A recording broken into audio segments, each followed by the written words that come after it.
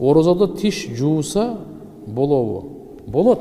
Бирок орозо кармагандан кийин паста щетка менен иштетүү ушул макру болуп калат, жакшы эмес бул. Ошого үчүн оз жагы барда жакшылап акырында курсаңыз тойгозгондон кийин убакыт бар да, саарлыкта оозду жакшы паста щетка менен жууп коюңуз. Күндүз эгерде кичине ыңгайсыз сезсеңиз, жагымсыз жытка дебе, анда мисвак колдонуп коюңуз. Мисвак колдонуп коюңуз, эң жакшысы ушул мисвак. Макулбу?